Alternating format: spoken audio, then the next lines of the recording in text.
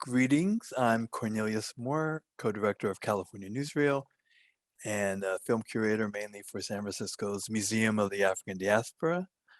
I am very pleased to be in conversation with the directors of three films that are in the Shorts Stories program, number one, at the 2022 Washington, D.C. International Film Festival, Film Fest DC.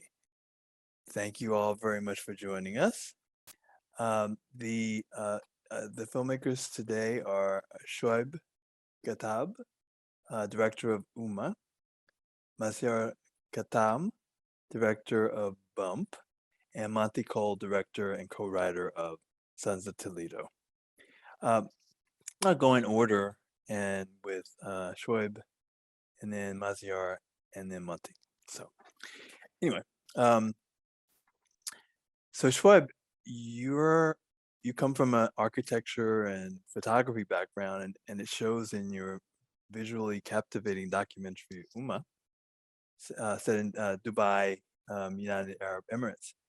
So you take viewers on the whole fishing process, and so please take us on that journey, how you decided to do that, and why you decided to do it that way, to do the documentary that way, and why you chose that subject. Sure, absolutely. So yeah, UMAH is kind of like the whole story about small sardine fish in UAE. That's what's locally called, the small sardine fish in UAE, they call it locally UMAH. That's the local term. So it's the journey of the fish. It's explored through a series of carefully captured shots in the form of meditative or non-verbal journey of the fish from the net until the plate that we consume as a human being, and also to the fishermen involved in that process. So basically it's more, just a story about UMAH as a fish, but also the interesting enough, UMAH means community. That's what it stands for in Arabic. So it's more about the fishermen as well, not just as the fish itself. So it's more of combination of people and planet. And the story started with me almost, I would say, 14 years back. That's where I came to UAE, to Dubai. I'm basically from Iraq, but I've been living here in UAE for almost 14 or 15 years so far. And I became obsessed with a lot of what this country has from heritage, art, and even architecture. That's what I also used to do. And one of the main things I was attracted is the sea and marine life of UAE, especially at the eastern coast of the country, which is considered very rich among other Emirates when it comes to the marine life.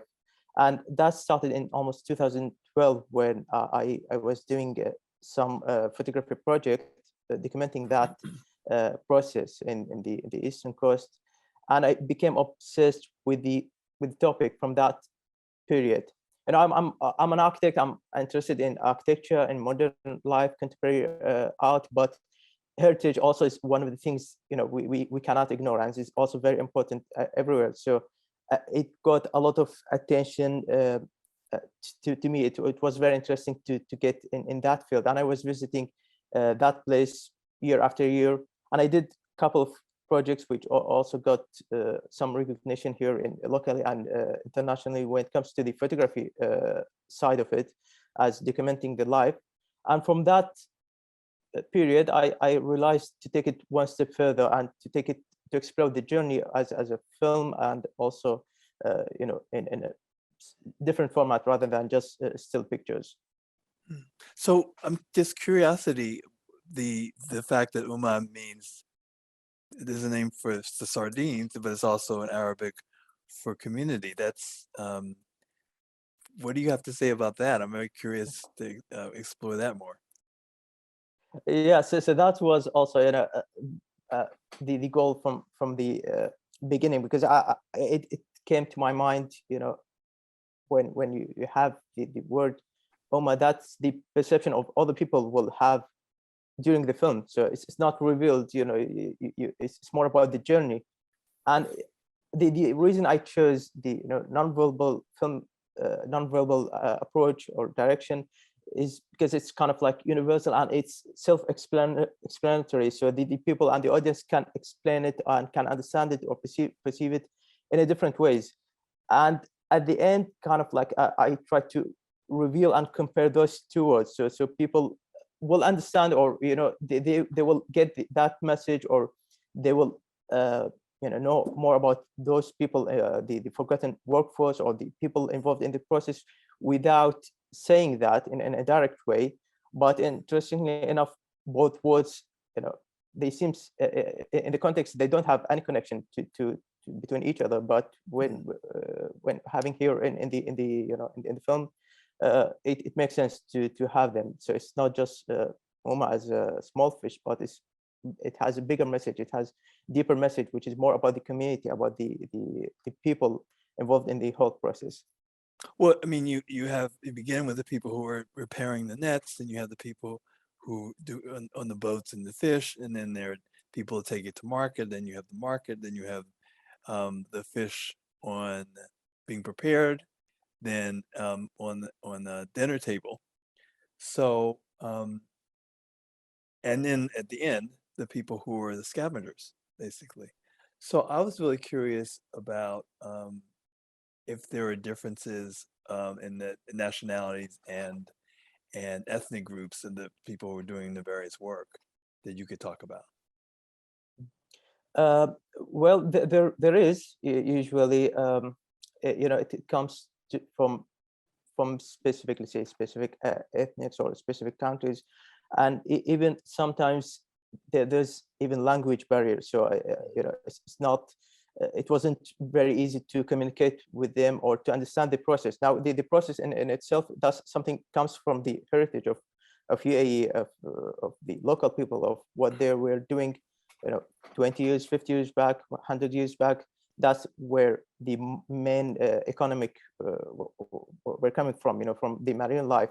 But nowadays it's changed a little bit. So it's most of the people involved in the process nowadays are foreign people who are doing this job, and it's kind of like even somehow difficult to understand what's the process, what's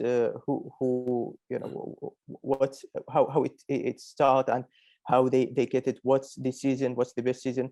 So it came through that different stages. It's not just one time I went there and I shot it together, but it grew through the years to know more about it. So I got a lot of facts and information from those people, and also from the local people who are still involved in the process, because that's also part of the heritage. It's not just just the fishing process as consuming the fish, or just making it, but also it's considered as part of the heritage. So you can find some details, some information about it from the local people who were doing it almost 30 years back, 20 years back, at that time. Well, who are the people? Where are the people from? You say they're foreigners, so I'm curious where countries yes, would come. yeah. So mainly we're from India, Bangladesh. So I would say Asian countries. That's the majority of the people involved in the process. So at some point you speed up the film in various sections, and tell us more about why you did that. Sure.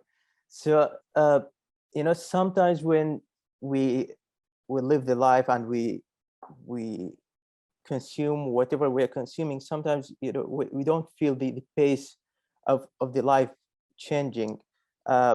When you're living in the modern life, everything is kind of fast, everything is easy to get.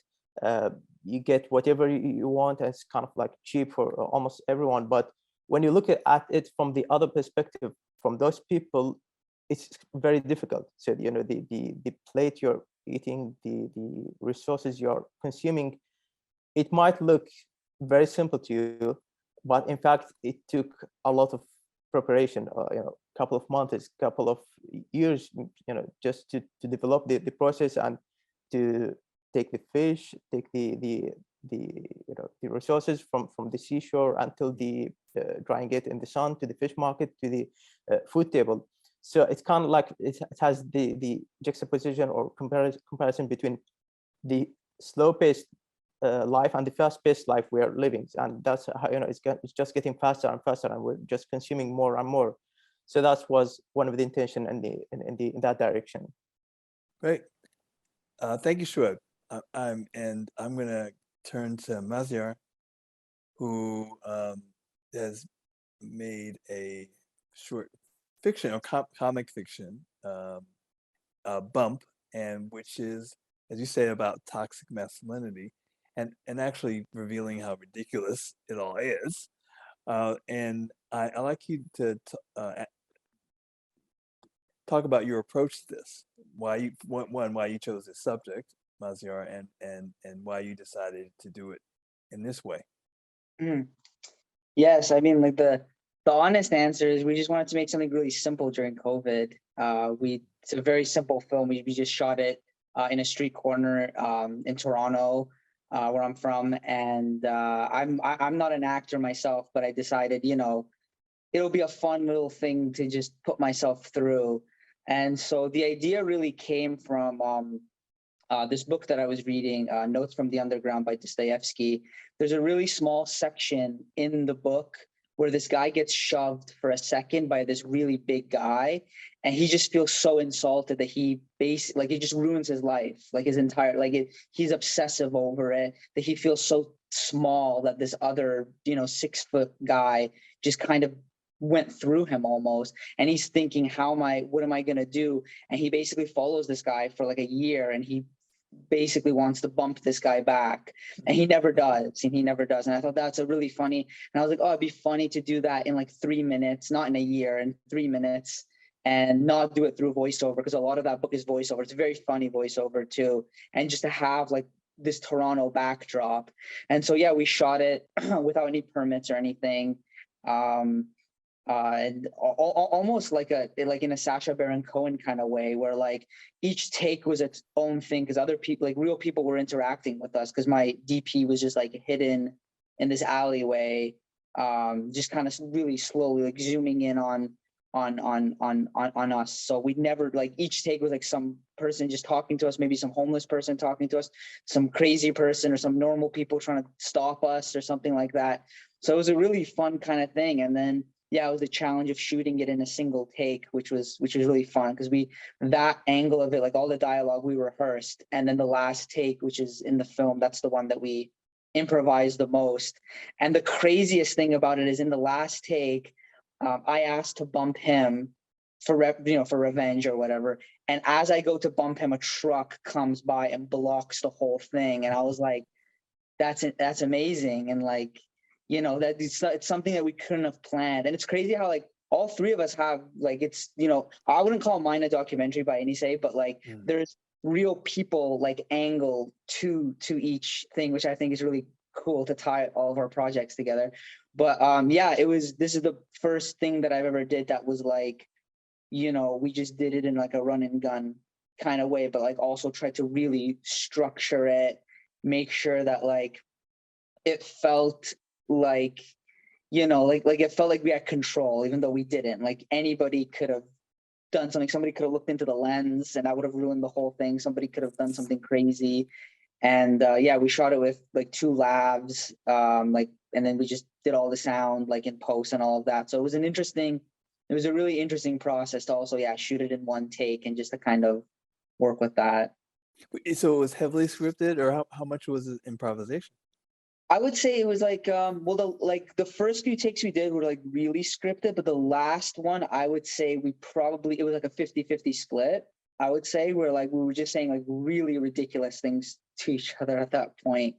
And like the goal was always to make each other laugh, like to say things that we thought were funny. And so, yeah, like we knew who these characters were. Like we see people like this in Toronto all the time. I'm sure anybody even outside of Toronto could just be like, yeah, we see 2 idiots like that. And yeah, like the way it was shot too, kind of like we really wanted you to feel like a viewer, like just a pedestrian down the street. So like that really helped. Like my my DP was just telling me, he was like, yeah, this can be improvised, this can be whatever. He's like, I just don't want this to feel like a prank. This has to look cinematic. And so he showed me a scene from Do the Right Thing where Spike is just walking down the street and there's like a really nice zoom on him. It's not like it's not like a crazy scene or anything like that, but he's like, I want it to feel like this. Like you feel the neighborhood, and he's like, we need to feel that. We need to feel that, like, we need to feel the sun. We need to feel the texture of the street. This can't feel like somebody with a camcorder, like hiding or something like that. It needs to feel cinematic. Otherwise, like, it's not going to work. And so I really have to give him, the credit for that, for kind of bringing it to life, and also my producer for being the one behind the camera as well, because it's really hard to direct and act at the same time, especially when you don't really have much time. We didn't shoot permits, and the cops were like right behind us, and they're like, "You guys got to go," and that was the last take. Luckily, that was the last take. So, yeah.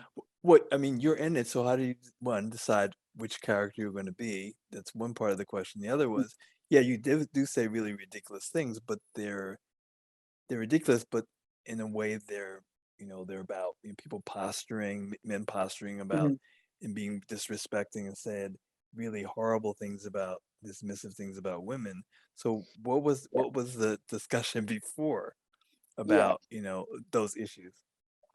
Yeah, I mean, we just try to tackle those things as honestly as possible, like not to sugarcoat it, like with the dialogue as well. Like, especially like I knew which character I was gonna play. I knew I was gonna play the insecure one, and my friend Dylan was gonna play the, like, I guess, the tough guy. And like we both know who these characters are. Like we've seen them in high school. These kind of people, like they're almost like archetypal, like in a way, like in a really funny way. Like, and they're basically just like, they're archetypal in a way, but they're also speaking their minds as well. Like they're so like it's I think it's like even more than toxic masculinity. I think it's like insecurity. It's like male insecurity, the male ego, even like how like this. It's such a trivial thing. It's like a person bumped into you. Just let it go. Like, why do you need to fixate on this person apologizing? Is because there is some deep insecurity that this character has, and like that's how I came up with, like, my friend was like, how are you gonna make it known to the audience that, like, this is a big deal for you? And then I had that line where he's like, first you bump into me, then what? Some other guy's gonna steal my wallet, and some dude's gonna have sex with my girl. Like, it's just a snowball of just insecurity that this guy goes through.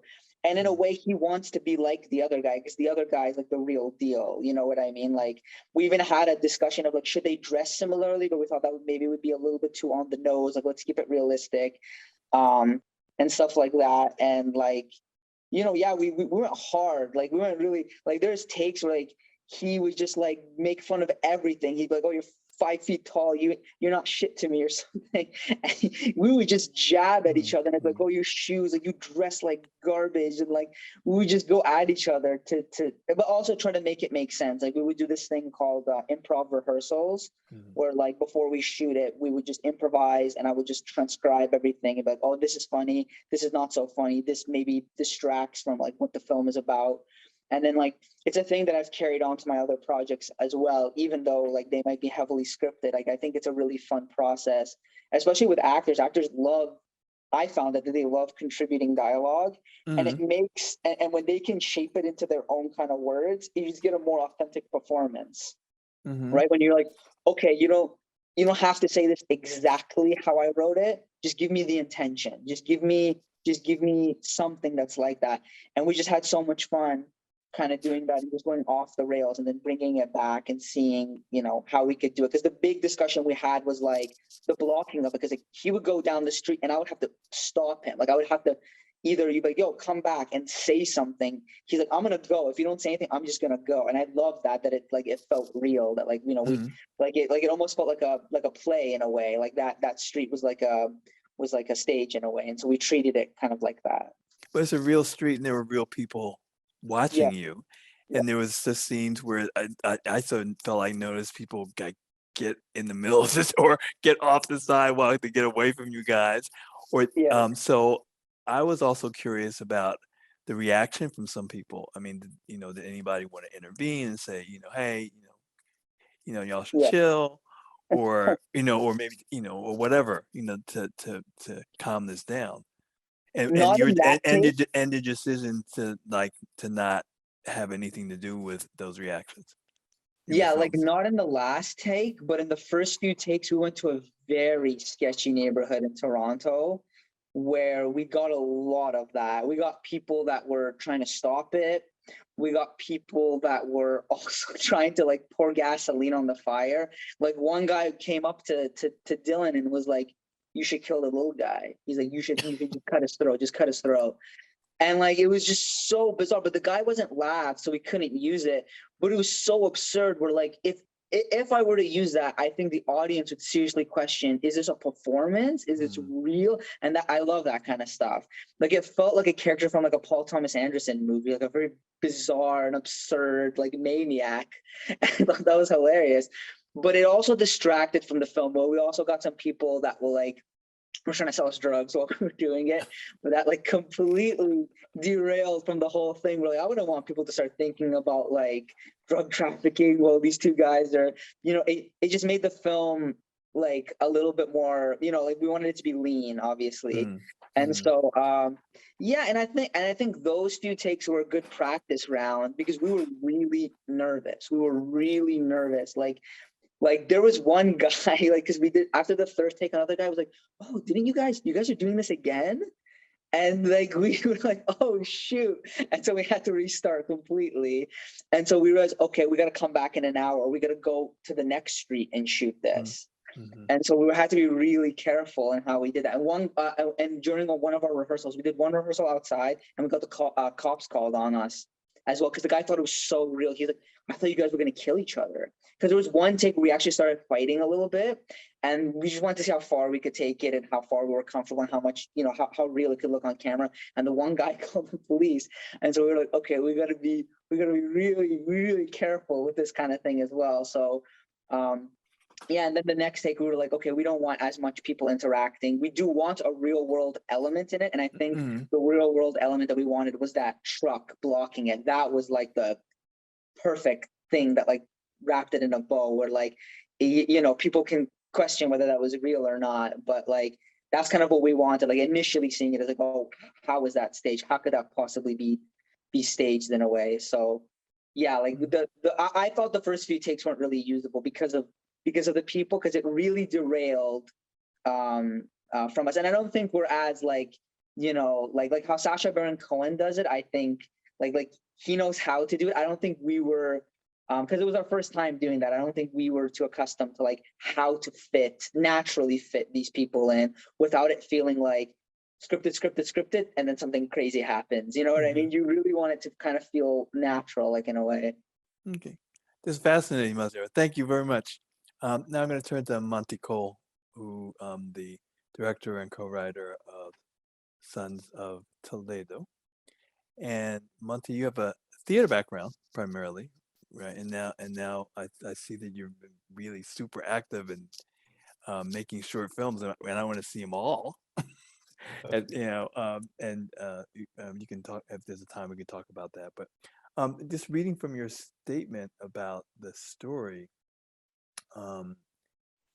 is and you can also mention your co-writer Matt Foss's connection with this in Toledo, that the story revolves around a barber who finds out that his brother has been killed, and that you say that the grief that Mark, who is a central character, is going through, and the unfair expectations of how he's meant to hold that grief, is something I deeply felt.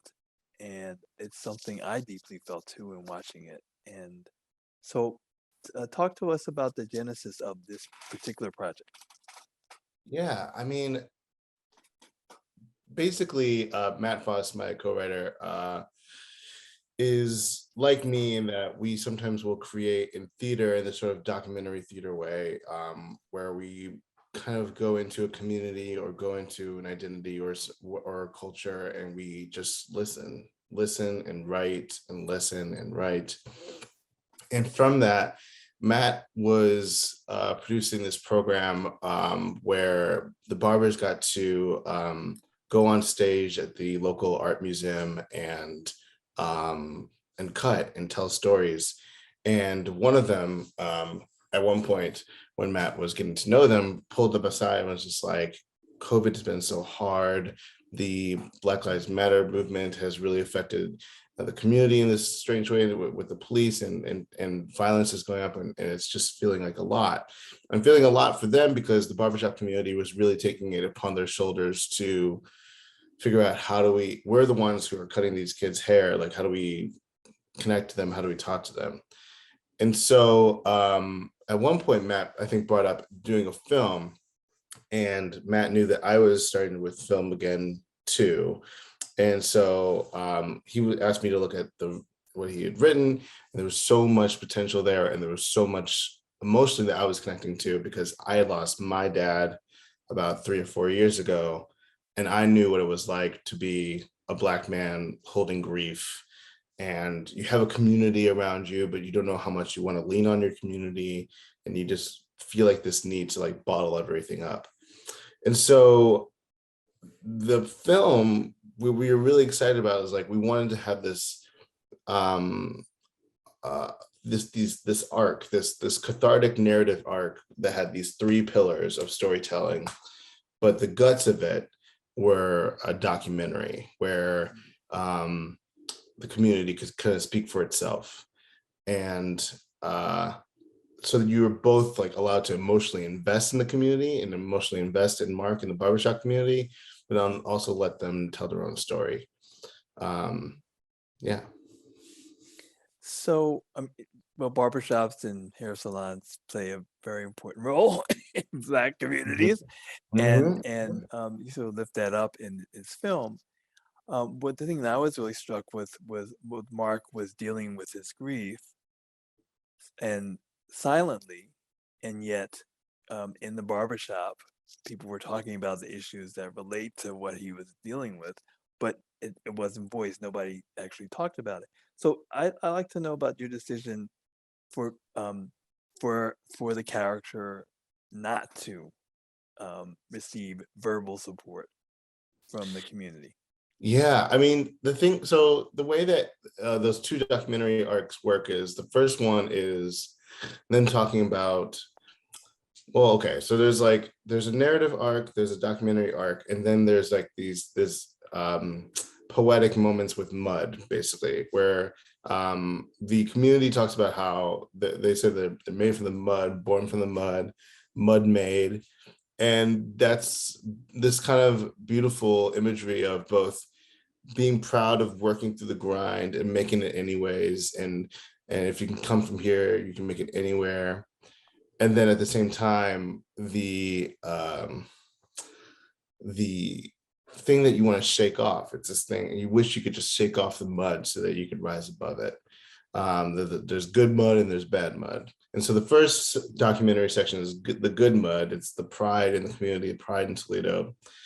And Mark still can't really, it's when you are feeling like that and you're surrounded by joy, it's kind of hard to exist in that space, right? And so Mark goes off and gets a burrito and has to call the funeral home. When he comes back, by that point, the community all knows what has happened. And they are talking about it in the barbershop, and he walks in and the whole room goes quiet. And then eventually people start going, "Hey, Mark, are you okay, Mark? Are you okay?" And he's like, "Yep." And he doesn't want to talk about it, which that was me. Like, I was like, please give me my space. I don't want to talk about it. So instead of talking directly to him about it, letting him, taking care of him by letting him be, just like do his work. Because I know for me, when I was in that grieving space, I just needed to concentrate on work in order to exist. And let this community kind of talk about, like, how do we fix this? How do we fix this in front of them? And then eventually the moment that really gets me is when the music starts coming in, we see that's actually Marcus's mother-in-law, gives him an embrace. In fact, I should also say that all the actors in the film, except for the mother, are non-actors. none of them have ever acted before in their lives, which is crazy. So all those people are like people from the barbershop community or people who are leaders in the community. And Miss Day in the funeral home is actually Miss Day's funeral home. Like all of that is all real. So there's a real feeling of like, how do we let the community take care of Mark while also understanding that what he needs is baby distance too. Mhm. And then of course there's the scenes when Mark is in the funeral home and we see not just his brother's character, but a multitude of young Black men and bodies, which I guess would suggest to the community that this is an occurrence that happens and touches a lot of people's lives, and as well as at the end where you have a chorus of people who clearly have experience or are dealing with the similar situation. Yeah, I mean, that last image is those last few images. One, I'll say the brother in the film is actually played by Marcus's son. Um, And so there's like this extra emotional attachment that's happening there. And two, as dramatic as those last few images are, I think that's based off of what Matt has seen. Matt has like worked with the hospitals and in that area to help train. I think it's like training patients basically, or training actors to like serve as almost like fake patients for the doctors to operate on and to practice procedure on.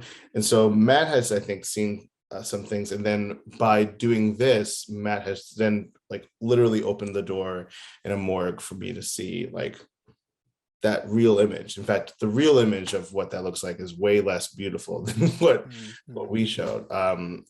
In fact, the thing that Matt and I kept on talking about is how when they're preparing for these types of things, it's a holy process. How do we make it? It's easy to make that scene like fluorescent, cold, but how do you keep it? How do you make it feel warm? And that last shot where they're coming on the bridge that's just the entire barbershop community. That's who showed up that day. And they're the people who are holding it down. And what's really kind of crazy for me is that the film is really being used in this really community-driven way. It's a tool for the community to talk about the thing. So there've been town halls about it. There's been free haircuts. There's been all sorts of like sessions in which people are coming together. It's being shown in every like high school in the area. It's like someone told me that like the other day that a police officer was on the street corner in the middle of an altercation, just like holding up the short film, being like, "Watch this," which is crazy because it's a 20-minute film. Like, go home and watch it. But it's being used in this really practical way, which I think is the thing that really warms our heart about it. Well, we don't know what happened to Mark's brother, and that that's maybe by design. That's unclear about whether he was shot. If it was a kind of conflict, a kind of beef between two people. So I'm curious why that decision about not revealing certain things about what happened. Yeah, there's a moment in the film in which, I mean, this is lucky because the documentary sections are just us getting really great speakers in a room and moderating a discussion. So the fact that someone mentioned this is amazing. But one of the leaders in the community talks about how, it's not just gang violence, it's also police violence, it's also suicides, it's also like that there's just death. There's also COVID, there's also, right? And so it didn't feel necessary to specify because it didn't want to be like, this is a movie about, I mean, it to some extent, yes, it is about the gun violence in the community. And certainly for people in Toledo, that is a major priority. But I think that like like I was in an African American shorts block this last weekend in the Phoenix Film Festival, and there were a lot of films in there that were related to death. And I think that part of it is because as Americans, or the entire world right now, death is around us a lot, and it doesn't feel fair to specify like this is the most important death to talk about. And this is merely maybe a film about dealing with grief Right. and death, and how you respond to it. Maybe the particularity of, as you said, about a character like Mark, or a person like Mark, having to sit with it without having a place to put it. And I'm glad to hear that the screenings that are proliferating in the community are dealing, or allowing people a space to engage with the issues and talk about it. Yeah, it's insane how much the community has opened its doors. I mean, to the point where, you know, like we would think of a shot like that last bridge shot, and I'd be like, isn't that kind of impossible? We have to shut down the bridge. It's the largest bridge in Toledo, I think. It's like at least one of the most iconic. And we're gonna do it in the middle of the night, like not in the middle of the night, like prime time. Like it was like 7 to like 10 p.m. And not only did they say yes, but the mayor was like, we'll give you like the police and but there was a truck that was giving out vaccines to the black men in the community. There's a scene where there's a food truck and there's a burrito, and the guy in front ordering the burrito is the mayor of Toledo. And like they just were constantly giving us resources to make this. It was constantly like it was being said, please someone tell our story. It was great. So I was leaving saying Toledo's one of the stars of this film, the whole city. Yeah, absolutely. And I think part of what helped with that is the documentary style, not just in the sessions that happen in the middle of the film, but also in the portraits that we get to see, in the landscapes we get to see. It was important to really make sure that you knew that you could feel Toledo in this film. And one question I have is about mud, because I looked and saw that there was something about specific to Toledo about mud. And what was that? I mean, is a baseball team? Yeah, they said Mud? they said in the first section. They said like like mud made is a thing that like people say all the time around here, but like it can be applied elsewhere. And then another person was like, yeah, but I think we really made it ours by saying mud hens, by we're the mud hens, da da. And but specific, I think there's two different phrases that they use. There's Glass City, that like Toledo's the Glass City, where the glass manufacturing happens there, and you can see at one point there's a glass factory portrait that happens. And then they also say that they're made from the mud, and that it's part of it might be the mud hens thing, but really it's about that dichotomy of the grind, but also being proud of the grind. Well, so the last question I think I have is about the music and the song "Make Room," and the decision to use that. The song by Jonathan McReynolds. It's sort of a not a hymn, but I would guess. How would you describe it as a song, and why did you decide to use that use that song? I'm sorry. Yeah, so there's a moment early on in the film in which Tuan's two boys sing this song with him, and it doesn't look spontaneous, but it totally was. I mean, I'm sure like maybe they've rehearsed it on their own, maybe just like as a thing that they show off, maybe. But like we didn't know that was going to happen. And for the most part, during like while we were like roughly putting it together, we had Godspeed by Frank Ocean in there at the very end, which has appeared in other movies before. I think Waves had it, and like mini trailers, and I love that song. But it worked really, really well, and it made people cry, and but it's one, I didn't think we were going to get the rights to it. Two, I didn't want to, I don't know. I felt like there was a more creative choice that could be made there. So instead what we did was like, what if we took that song, Make Room, and like use that? And because I think that's actually doing something similar to what we want, that we're thinking Godspeed does. And then Tuan offered that he has a choir, a men's choir in Toledo. It was like, oh, it'd be so great to like be able to feature this men's choir at the end.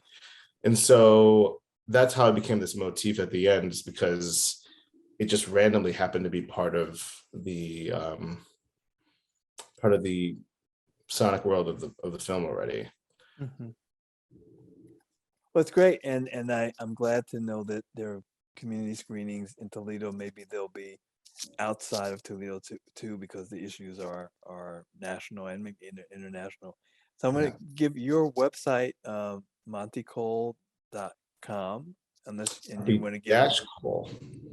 Oh, thank you, Monty-Cole. I wish I had montycole.com.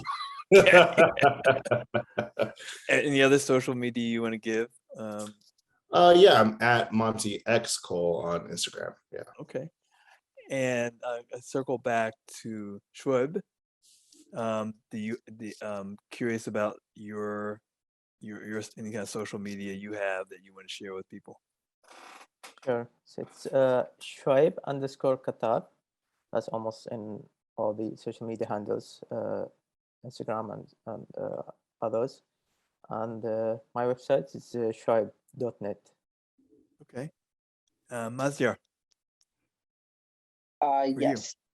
So for me, it would be maz.khatam. That's the Instagram, and then at Funny Bone Pictures is the production company that I'm a part of. Okay, great. So thank you all for participating in the Q&A today. And we were talking with Monty Cole, who is the director and co-writer of Sons of Toledo, Shoayb Khattab, director of UMAH, and Maziyar Khatam, director of Bump. All these films are in the short story section of the program 1 at the 2022 Washington, D.C. International Film Festival, Film Fest DC. Thank you, everybody. Have a great day. Bye.